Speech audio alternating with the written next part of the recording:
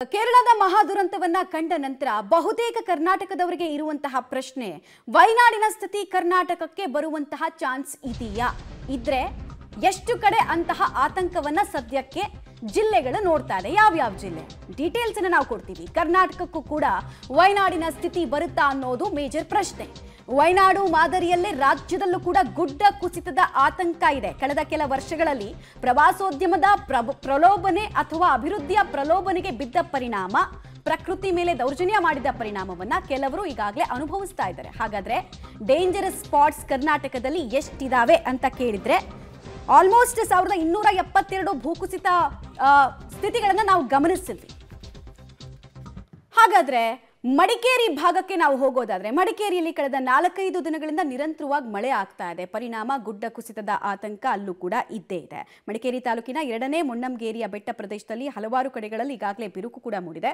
ಗ್ರಾಮೀಣ ಭಾಗದ ಜನರು ಈ ಬಳಸುವಂತಹ ರಸ್ತೆಗಳು ಕುಸಿಯೋ ಹಂತಕ್ಕೆ ತಲುಪಿದೆ. 2018-19 ಪ್ರಕೃತಿ ವಿಕೋಪಕ್ಕೆ ನಲುಗಿ ಹೋಗಿದ್ದಂತಹ 2ನೇ ಮೊಣ್ಣಂಗೇರಿ ಗ್ರಾಮದ ಜನರಿಗೆ ಮತ್ತೆ ಗುಡ್ಡದ ಭೂತದ ಆತಂಕ ಶುರುವಾಗಿದೆ.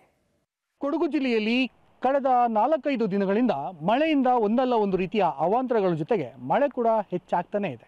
ಅಷ್ಟೇ ಅಲ್ಲದೆ ಮಡಿಕೇರಿ ತಾಲೂಕಿನ 2ನೇ ಮೊಣ್ಣಂಗೇರಿಯ ಬೆಟ್ಟದ ತಪ್ಪಲಿನಲ್ಲಿ ಪಬ್ಲಿಕ್ ಟಿವಿ ಕೂಡ ಇದೆ. ಪ್ರಸ್ತುತ ಪಬ್ಲಿಕ್ ಟಿವಿ ಇರ್ತಕ್ಕಂಥದ್ದು ಈಗಾಗಲೇ ಈ ಬೆಟ್ಟ ಪ್ರದೇಶ ಏನಿದೆ, ಈ ಬೆಟ್ಟ ಪ್ರದೇಶದ ಮೇಲ್ಗಡೆ 2018-19ನೇ ಸಾಲಿನ ಆದಂತಹ ದುರ್ಘಟನೆಗೆ ಈ ಊರು ಸಾಕ್ಷಿಯಾಗಿತ್ತು. ಈ ಬೆಟ್ಟ ಪ್ರದೇಶವು ಕೂಡ ಸಾಕ್ಷಿಯಾಗಿತ್ತು. ಯಾಕಂದರೆ ಆ ಪ್ರಮಾಣದಲ್ಲಿ ಬೆಟ್ಟ ಕುಸಿತಿತ್ತು. ಪ್ರಾಕೃತಿಕ ವಿಕೋಪಕ್ಕೂ ಕೂಡ ಈ ಊರು ನಲುಗಿ ಹೋಗಿತ್ತು. ಇದೀಗ ಮತ್ತೆ ಮಳೆ ಆರಂಭ ಆಗಿದೆ.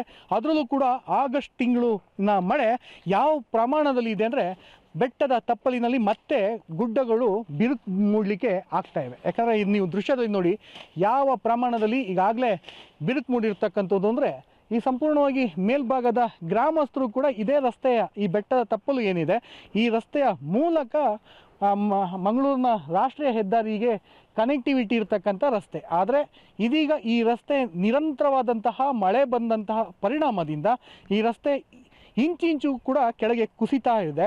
ಇದೇ ರೀತಿ ಮಳೆ ಪ್ರಮಾಣ ಹೆಚ್ಚಾದರೆ ಈ ಬೆಟ್ಟ ಮತ್ತೆ ಕುಸಿಯುವಂಥದ್ದು 2018-19ನೇ ಸಾಲಿನಲ್ಲಿ ಸಂಭವಿಸಿದ ಘಟನೆ ಮತ್ತೆ ಪುನರ್ ಆಗಬಹುದು ಅನ್ನೋದು ಕೂಡ ಹೇಳ್ತಾ ಇದ್ದಾರೆ, ಮರುಕಳಿಸ್ಬೋದು ಅನ್ನೋದು ಕೂಡ ಇಲ್ಲಿಯ ಗ್ರಾಮಸ್ಥರು ಹೇಳುವಂಥದ್ದು. ನಾವು ಇಲ್ಲಿ ಪಬ್ಲಿಕ್ ಟಿವಿಲಿ ನೇರವಾಗಿ ತೋರಿಸ್ತಾ ಇದ್ದೀವಿ. ಯಾಕಂದರೆ ಆ ಪ್ರಮಾಣದಲ್ಲಿ ಈಗಾಗಲೇ ಈ ರಸ್ತೆ ಕುಸಿತಾ ಇದೆ, ಒಳಗೇನೆ ಬಿರುಕು ಮೂಡ್ತಾ ಇದೆ. ನಿರಂತರವಾಗಿ ಮಳೆ ಬಂತು ಅಂದರೆ ಈ ಇದರೊಳಗೇನೆ ನೀರು ಹೋಗುತ್ತೆ. ಹೋದಾದ್ಮೇಲೆ ಈ ಬೆಟ್ಟ ಒಂದು ಭಾಗ ಕುಸಿಯುವ ಹಂತಕ್ಕೂ ಕೂಡ ತಲುಪುತ್ತೆ.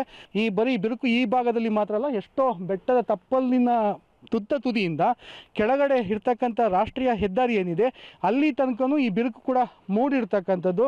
ಹೀಗಾಗಿ ಒಂದು ರೀತಿ ಜನರು ಪ್ರತಿ ವರ್ಷವೂ ಕೂಡ ಒಂದು ರೀತಿ ಆತಂಕವನ್ನು ಪಡ್ತಾರೆ. ಅದರಲ್ಲೂ ಕೂಡ ಈ ವರ್ಷ ಸುರಿತಿರ್ತಕ್ಕಂಥ ಮಳೆ ಏನಿದೆ ಇದು ಒಂದು ರೀತಿ ಭಯ ಕೂಡ ಕಾಡ್ತಾ ಇರ್ತಕ್ಕಂಥದ್ದು. ನಾವೀಗ ಸ್ಥಳೀಯ ಯುವಕನೊಬ್ಬರನ್ನ ಇದ್ದಾರೆ, ಅವರನ್ನೇ ಕೇಳೋಣ. ನಾಗೇಶ್ ಅವರೇ, ಇಲ್ಲಿ ಯಾವ ರೀತಿ ಸಮಸ್ಯೆ ಇದೆ ಸರ್? ಯಾಕೆ ವರ್ಷದಿಂದ ವರ್ಷಕ್ಕೆ ಕುಸಿತಿದೆ ಅಂತ ಹೇಳ್ತಾ ಇದ್ರು, ಯಾವ ರೀತಿ ಕುಸಿತ? ಈಗ ಆಗಸ್ಟ್ ಒಂದು 4-5 ದಿನದಿಂದ ಈಗ ಮಳೆ ಜಾಸ್ತಿ ಆಗ್ತಾ ಇದೆ. ಹಾಗಾಗಿ ಇಲ್ಲಿ ನೀವೇ ನೋಡಿದ್ದೀರಲ್ಲ, ರಸ್ತೆ ಕೂಡ ದಿನ ಇಂಚು ಕುಸಿತಾನೇ ಇದೆ. ಪಬ್ಲಿಕ್ ಹೋಗೋವರಿಗೆ ಕೂಡ ಭಾರಿ ತಾಪತ್ರ ಆಗ್ತಾ ಇದೆ ಸರ್, ಭಯ ಆಗುತ್ತೆ ಸರ್. ಹೇಗೆ ಅಂದರೆ ಬೆಟ್ಟನೇ ಕುಸಿತು ಹೋಗುವ ಭಯ ಕಾಡುತ್ತಾ ಹೇಗೆ? ಯಾಕಂದ್ರೆ 2018ರಲ್ಲಿ ಫುಲ್ ಕುಸಿತಿತ್ತು, ನಾವು ಬರುವಾಗ ನೋಡಿದ್ವಿ. ಆ ಬೆಟ್ಟನೇ ಇಲ್ಲ, ಒಂದು ಭಾಗ 18ರಲ್ಲಿ ಆಗಿರ್ತಕ್ಕಂಥ ದುರ್ಘಟನೆ. ಸೊ ಇದೇ ರೀತಿ ಬಿರುಕು ಕೂಡ ಬಿಟ್ಟಿರೋದ್ರಿಂದ ಒಂದು ಭಾಗ ಈ ಕಡೆ ಕೆಳಗೆ ಕುಸಿತಾ ಇದೆ. ನೀವು ಹೇಳ್ದಂಗೆ ಅದೇನಾದ್ರು ಕುಸಿದ್ರೆ ಏನಾಗ್ಬೋದು? ಕುಸಿದ್ರೆ ಊರೇ ನಾಶ ಆಗುವ ಸಂಭವ ಕೂಡ ಇದೆ. ಅಂದರೆ ಯಾವ ಟೈಮಲ್ಲಿ ಏನಾಗ್ಬೋದು ಅಂತ ಹೇಳಕ್ಕೆ ಸಾಧ್ಯ ಇಲ್ಲ. ಈಗ ನಮಗೆ ವಯನಾಡದು ಕೂಡ ಯೋಚನೆ ಬರ್ತಾ ಇದೆ. ಅದೇ ಯೋಚನೆ ಬರುತ್ತೆ, ಅಂದರೆ ಇಲ್ಲಿ ಭಯದ ವಾತಾವರಣನೇ ಸೃಷ್ಟಿಯಾಗಿದೆ.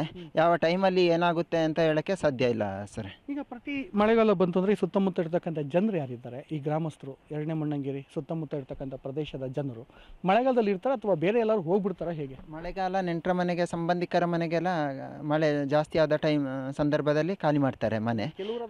ಕೆಲವರು ಇರ್ತಾರೆ, ಅಂದರೆ ದನಕರು, ಸಾಕು ಪ್ರಾಣಿಗಳಿದೆ ಅಲ್ಲ, ದನಕರು, ಕೋಳಿ, ನಾಯಿ, ಹಂದಿ ಅಂತ ಹೇಳಿಕೊಂಡು ಇರ್ತದೆ. ಹಾಗಾಗಿ ಅವುಗಳನ್ನು ಬಿಟ್ಟು ಹೋಗ್ಲಿಕ್ಕೂ ಆಗೋದಿಲ್ಲ, ಕೃಷಿಯನ್ನು ಬಿಟ್ಟು ಹೋಗ್ಲಿಕ್ಕೂ ಆಗೋದಿಲ್ಲ. ಅಂದರೆ ಸಂಜೆ ಟೈಮಲ್ಲಿ ಎಲ್ಲ ಮನೆ ಖಾಲಿ ಮಾಡ್ತಾರೆ ಸರ್. ಬೆಳಿಗ್ಗೆ ಹೊತ್ತು ಬರ್ತಾರೆ, ಕೆಲಸ ಮಾಡ್ತಾರೆ, ಸಂಜೆ ಹೋಗ್ತಾರೆ ವಾಪಸ್. ಹೋಗ್ತಾರೆ ಸರ್.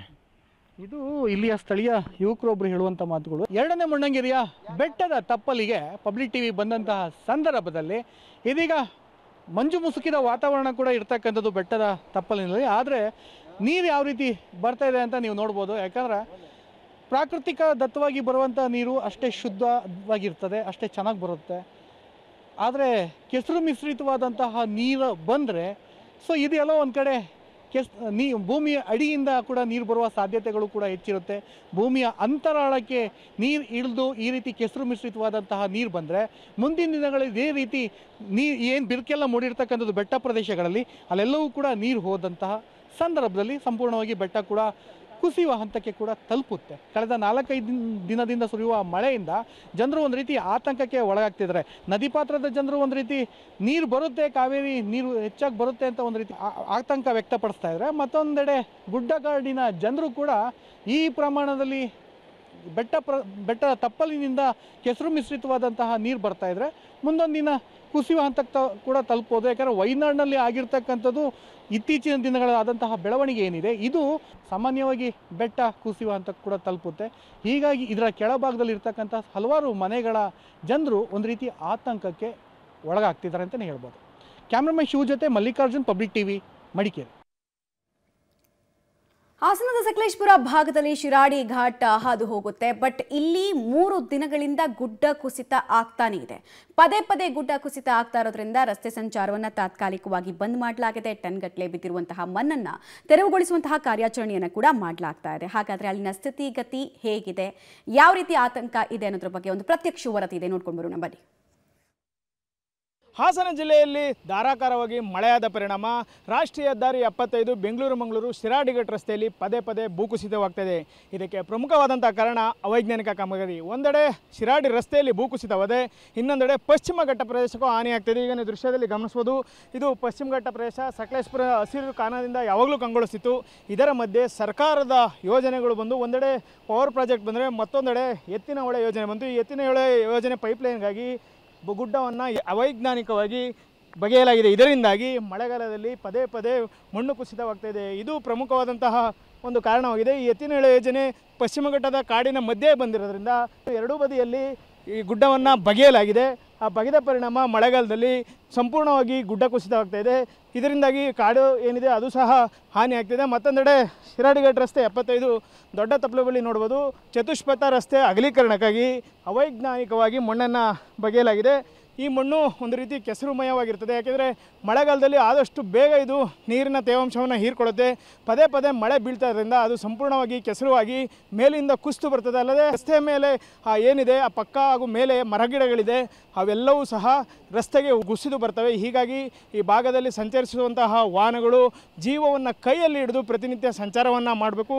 ಈಗ 15 ದಿನಗಳಿಂದ ಸುರಿದಂಥ ಮಳೆಯಾಗಿ ಶಿರಾಡಿಘಾಟ್ ರಸ್ತೆ ಪದೇ ಪದೇ ಇದೇ ಜಾಗದಲ್ಲಿ ಭೂಕುಸಿತವಾಗಿ ಸಂಚಾರವನ್ನು ಸಂಪೂರ್ಣವಾಗಿ ಬಂದ್ ಮಾಡಲಾಗಿದೆ. ಹಾಗಾಗಿಯೇ ಈ ಭಾಗದಲ್ಲಿ ಮಣ್ಣು ಕುಸಿತವಾಗಿ ವಾಹನ ಸಂಚಾರಕ್ಕೆ ತಡೆ ಇರ್ಬೋದು, ಅಥವಾ ಇಲ್ಲಿ ಆಗ್ತಿರ್ತಕ್ಕಂಥ ಬೆಟ್ಟಗುಡ್ಡಗಳಿಂದ ಕಾಫಿ ತೋಟಗಳಿಗೆ ಹಾನಿ ಆಗ್ತಿದೆ. ಇದಕ್ಕೆ ಪ್ರಮುಖವಾದಂಥ ಕಾರಣ ಮಾನವ ನಿರ್ಮಿತ ಯೋಜನೆಗಳು. ಒಂದೆಡೆ ಚತುಷ್ಪಥ ರಸ್ತೆಗಾಗಿ ಅವೈಜ್ಞಾನಿಕವಾಗಿ ಬಗೆದಿರ್ತಕ್ಕಂಥದ್ದು, ಮತ್ತೊಂದೆಡೆ ಎತ್ತಿನ ಹೊಳೆ ಯೋಜನೆಗಾಗಿ ಪೈಪ್ಲೈನನ್ನು ತೆಗೆದುಕೊಂಡು ಹೋಗಲು ಎತ್ತರದಿಂದ ಏನು ಮಣ್ಣನ್ನು ಬಗೆದಿದ್ದಾರೆ. ಹಾಗಾಗಿ ಮಳೆಗಾಲದಲ್ಲಿ ಪ್ರತಿ ಬಾರಿಯೂ ಮಣ್ಣು ಕುಸಿತವಾಗಿ ಇಲ್ಲಿ ಅಡಚಣೆ ಉಂಟಾಗ್ತಾ ಇರ್ತಕ್ಕಂಥದ್ದು. ಕ್ಯಾಮ್ರಾ ಪರ್ಸನ್ ನಾಗರಾಜ್ ಜೊತೆ Shashidhar BC, public TV, Sakleshpur.